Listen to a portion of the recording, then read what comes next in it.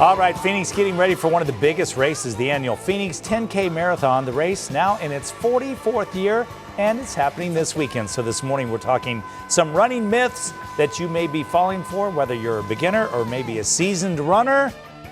We want to get out to Kylie. She's got her running shoes on. She's ready to go. Good morning.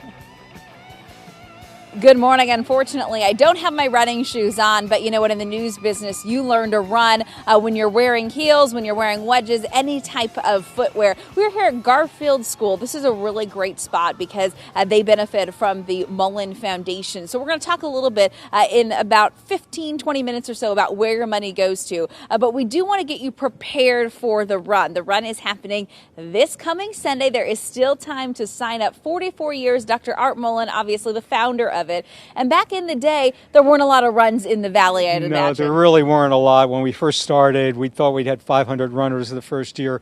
We wound up having 1,500 runners, and it's just mushroomed since then.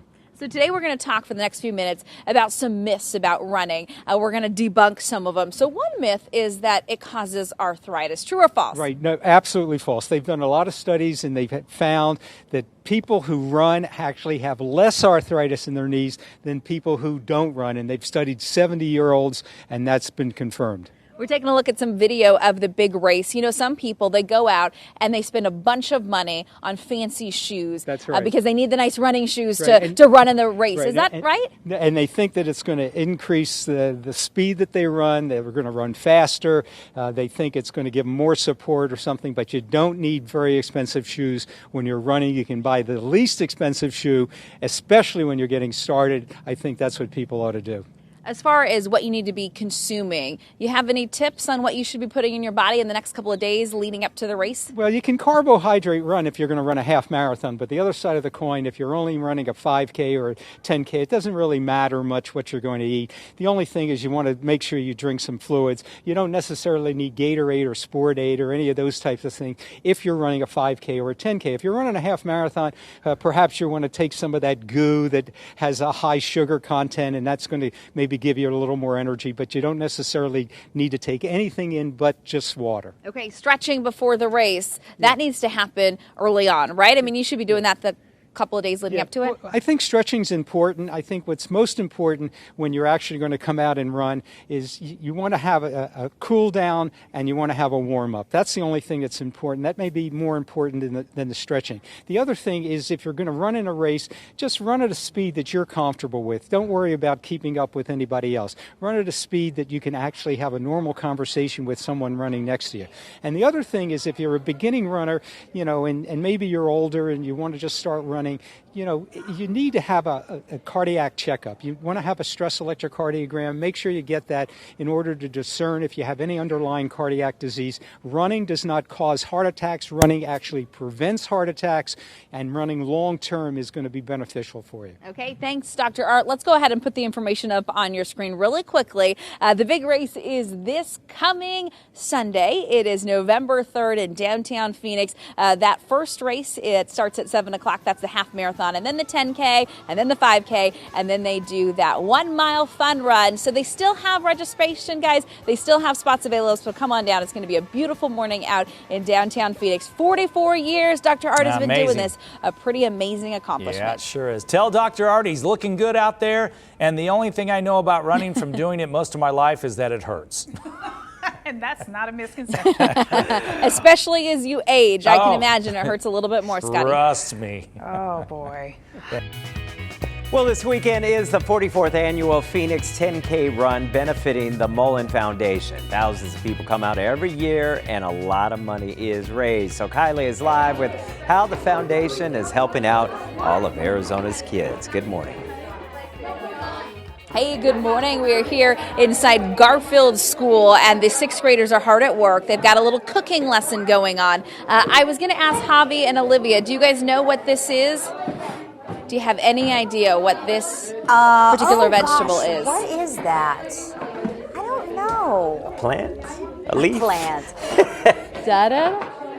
It is green. It is rainbow chard. So that is one of the many different kinds of vegetables that they are cutting today. This is really awesome. You know, we've been in this class for about 15 minutes or so, and just to see all these kids, they're playing and they're cutting and they're going to be doing a lot of unique things. It's so great to see kids hard at work in the kitchen having a little fun. So we want to introduce to you Paige Mullen. Paige Mullen is the founder of the Mollen Foundation. So a lot of people, obviously, they know your husband, Art. He founded the race. You've got your shirt on. But all of your race money is going back to schools like this. Tell me what's going on right now. It does. So these students have been working throughout the year, sowing seeds, growing food, and today they're harvesting from their garden and cooking a meal with the harvest. So it's really a lot of fun. They get to learn about the whole cycle of food, from planting the seed all the way back to putting the seed back into the earth, so they compost and nurture the soil. It's awesome to see them, and they're so into it. And what's great is that the foundation raises money and supports different programs like this in different schools. I mean, you guys aren't just in this school. You have other things going on in different parts of the valley. Yes, we have Harvest of the Month programming going on, so we're able to connect with chefs throughout the community and offer seasonal local harvests in the schools, and students are exposed to different vegetables that they may not have normally been exposed to in different ways. And it's a lot of fun for them to try new foods. So if you're thinking about doing the run, you can still sign up, and this is proof that your money really goes to a super amazing program. Yes, we work really hard to maximize every dollar and put it back into the classroom for kids. We've got the details on the race up right now. It is November 3rd. Starts early in the morning. They've got the half marathon, they've got the 10K, and they've got the 5K. So we got to talk to the students now, because these are the ones that have been enjoying the program and the classes. Tell me your name.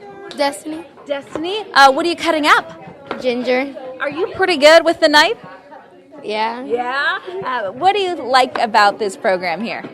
That we get to get involved with all the teammates and work with them. Have you learned a lot about harvesting and vegetables and cooking? Yeah, we've been really careful with the seeds and in the garden too. Oh, do you smell that? Yeah. Yeah, that ginger. Oh, okay. What is your name? Mario. Mario. Okay, before we go, what are you cutting up?